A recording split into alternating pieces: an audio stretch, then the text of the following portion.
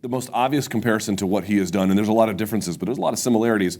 I just mentioned the violent overthrow every time there's a new king of the division. Well, one guy who did that was Conor McGregor. Yep. Conor McGregor overthrowing Jose Aldo in, what was it, I just heard a 13 seconds. Collective groan from the crowd here. The parallels are so interesting on this one, right? Because I would say that McGregor had more interest right away from the regional build he had, because by his second fight when he was fighting in Boston against Holloway, you recall this, that was on the UFC's first show in the FS1 era, right? And they dimmed the lights for him on the prelim card. Here's the similarities. Like fighters, if you want the UFC to dim the lights for you or allow you to do a dance routine, they have to see something special. Right. That's just basically the whole idea. Or let Sinead O'Connor sing you out. Or let Sinead, or the donk from Stained, whoever the hell his name is.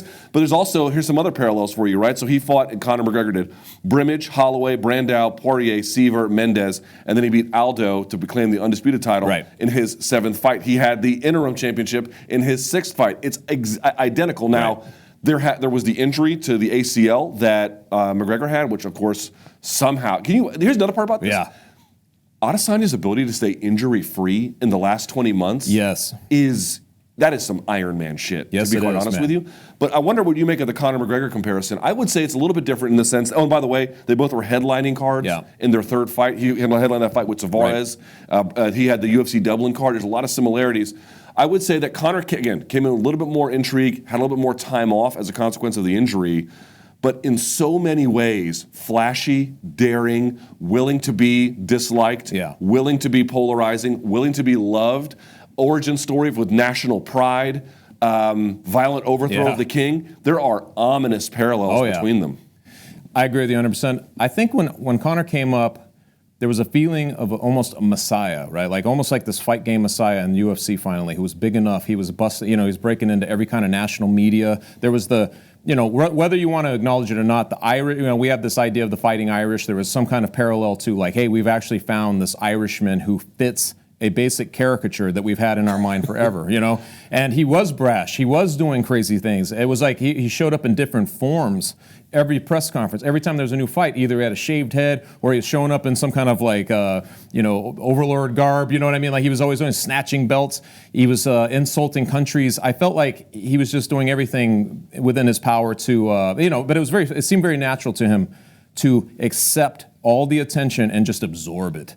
And I feel like there's a little bit of a parallel there. I feel like you can't give Adesanya enough attention. I feel like he will just be able to absorb it and grow bigger. Right. And I remember, I think it was his coach, Behrman, Eugene Behrman. Yeah, he was talking about there's a little bit of a question mark once we unify these belts. What does he become? Does he, who does he become? Is he going to be the same guy? He said he's been the same guy the whole way, or does he start to evolve into something else? And we've seen that happen where money changes you, fame changes you, situations change you. You feel like a god everywhere you go.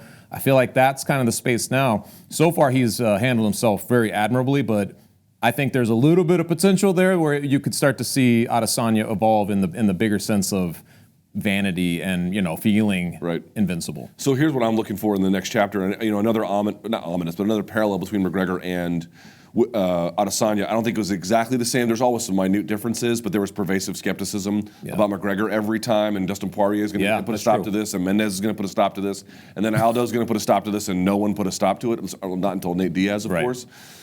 So there's that, too, in answering the critics. I would actually be interested to see what happens. I don't think that Adesanya's... I never got the sense that Adesanya was the bad guy, ever. I know some people disagree. And he did go a little bit poking the bear with the Aussies, but Conor McGregor seemed... Not really. Not much. Conor McGregor always seemed a little bit bratty, a little bit meaner. I never got that sense from Adesanya. Adesanya seemed a little bit like, I'm a performer of one. You can watch, but you can't touch kind of a thing. So here's what I'm going to see. Now that you have proven all the skeptics wrong, right? Not that he's a perfect fighter, but he can't beat this guy, and he can't beat this guy. I mean, you got the title, that needs to go away. I wonder if he'll keep that chip on his shoulder. Dominic Cruz was asking him, like, do you need hate to be who you are?